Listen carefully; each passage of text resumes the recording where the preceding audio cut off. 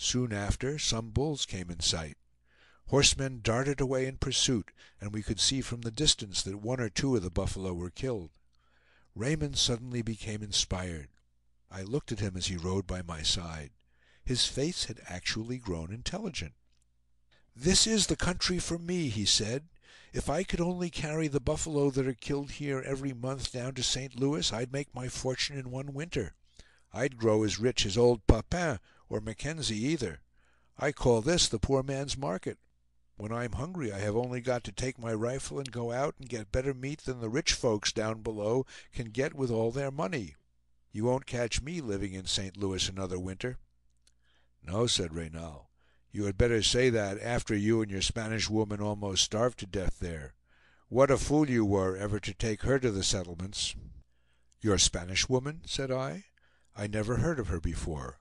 Are you married to her?" "No," answered Raymond, again looking intelligent. "The priests don't marry their women, and why should I marry mine?" This honorable mention of the Mexican clergy introduced the subject of religion, and I found that my two associates, in common with other white men in the country, were as indifferent to their future welfare as men whose lives are in constant peril are apt to be. Raymond had never heard of the Pope.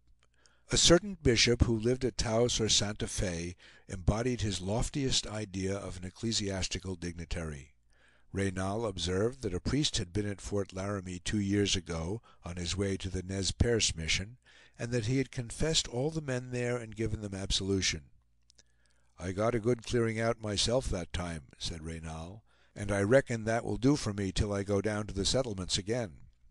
Here he interrupted himself with an oath, and exclaimed, "Look, look! The Panther is running an antelope!" The Panther, on his black and white horse, one of the best in the village, came at full speed over the hill, in hot pursuit of an antelope that darted away like lightning before him. The attempt was made in mere sport and bravado, for very few are the horses that can for a moment compete in swiftness with this little animal. The antelope ran down the hill toward the main body of the Indians, who were moving over the plain below. Sharp yells were given, and horsemen galloped out to intercept his flight. At this he turned sharply to the left, and scoured away with such incredible speed that he distanced all his pursuers and even the vaunted horse of the Panther himself. A few moments after we witnessed a more serious sport. A shaggy buffalo bull bounded out from a neighboring hollow, and close behind him came a slender Indian boy, riding without stirrups or saddle, and lashing his eager little horse to full speed. Yard after yard he drew closer to his gigantic victim, though the bull, with his short tail erect, and his tongue lolling out a foot from his foaming jaws, was straining his unwieldy strength to the utmost. A moment more and the boy was close alongside of him. It was our friend the Hailstorm. He dropped the rein on his horse's neck and jerked an arrow like lightning from the quiver at his shoulder. "I tell you," said Reynal, "that in a year's time that boy will match the best hunter in the village. There, he has given it to him, and there goes another. You feel well now, old bull, don't you, with 2 arrows stuck in your lights? There, he has given him another. Hear how the Hailstorm yells when he shoots. Yes, jump at him, try it again, old fellow. You may jump all day before you get your horns into that pony." The bull sprang again and again at his assailant, but the horse kept dodging with wonderful celerity. At length the bull followed up his attack with a furious rush, and the Hailstorm was put to flight, the shaggy monster following close behind. The boy clung in his seat like a leech, and secure in the speed of his little pony, looked round toward us and laughed. In a moment he was again alongside of the bull, who was now driven to complete desperation. His eyeballs glared through his tangled mane, and the blood flew from his mouth and nostrils. Thus, still battling with each other, the two enemies disappeared over the hill. Many of the Indians rode at full gallop toward the spot. We followed at a more moderate pace, and soon saw the bull lying dead on the side of the hill. The Indians were gathered around him, and several knives were already at work. These little instruments were plied with such wonderful address that the twisted sinews were cut apart, the ponderous bones fell asunder as if by magic, and in a moment the vast carcass was reduced to a heap of bloody ruins. The surrounding group of savages offered no very attractive spectacle to a civilized eye. Some were cracking the huge thigh bones and devouring the marrow within. Others were cutting away pieces of the liver and other approved morsels, and swallowing them on the spot with the appetite of wolves. The faces of most of them, besmeared with blood from ear to ear, looked grim and horrible enough. My friend the White Shield proffered me a marrow bone, so skillfully laid open that all the rich substance within was exposed to view at once. Another Indian held out a large piece of the delicate lining of the paunch, but these courteous offerings I begged leave to decline. I noticed one little boy who was very busy with his knife about the jaws and throat of the buffalo, from which he extracted some morsel of peculiar delicacy.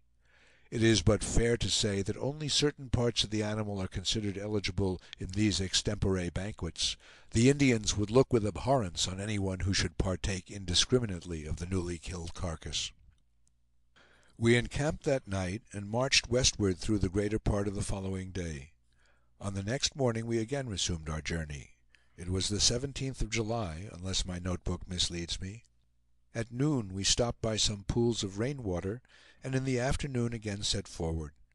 This double movement was contrary to the usual practice of the Indians, but all were very anxious to reach the hunting ground, kill the necessary number of buffalo, and retreat as soon as possible from the dangerous neighborhood. I pass by for the present some curious incidents that occurred during these marches and encampments.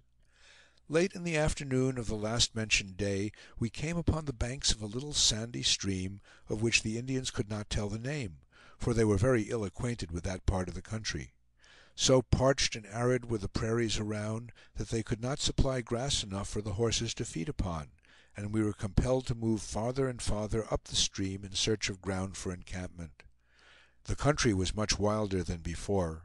The plains were gashed with ravines, and broken into hollows and steep declivities, which flanked our course, as in long scattered array the Indians advanced up the side of the stream. Mene Seela consulted an extraordinary oracle to instruct him where the buffalo were to be found. When he with the other chiefs sat down on the grass to smoke and converse, as they often did during the march, the old man picked up one of those enormous black and green crickets, which the Dakota call by a name that signifies "they who point out the buffalo." The root diggers, a wretched tribe beyond the mountains, turned them to good account by making them into a sort of soup, pronounced by certain unscrupulous trappers to be extremely rich. Holding the bloated insect respectfully between his fingers and thumb, the old Indian looked attentively at him and inquired, "Tell me, my father, where must we go tomorrow to find the buffalo?" The cricket twisted about his long horns in evident embarrassment.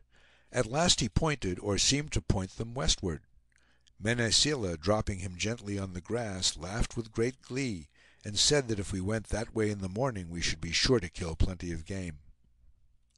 Toward evening we came upon a fresh green meadow traversed by the stream, and deep set among tall sterile bluffs. The Indians descended its steep bank, and as I was at the rear, I was one of the last to reach this point.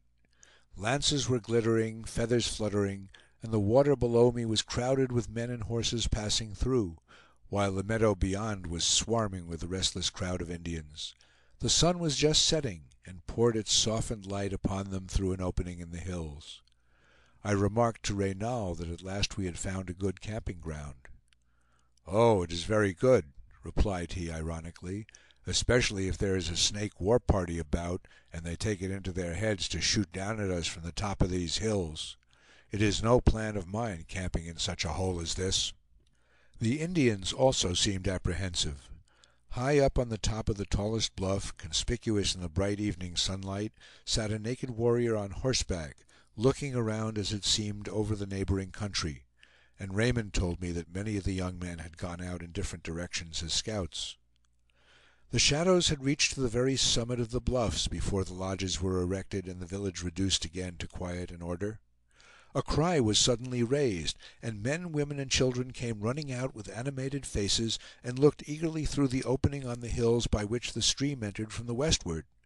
I could discern afar off some dark, heavy masses passing over the sides of a low hill.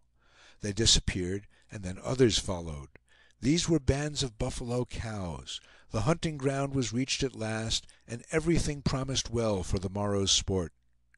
Being fatigued and exhausted, I went and lay down in Kongra Tonga's lodge, when Raymond thrust in his head, and called upon me to come and see some sport. A number of Indians were gathered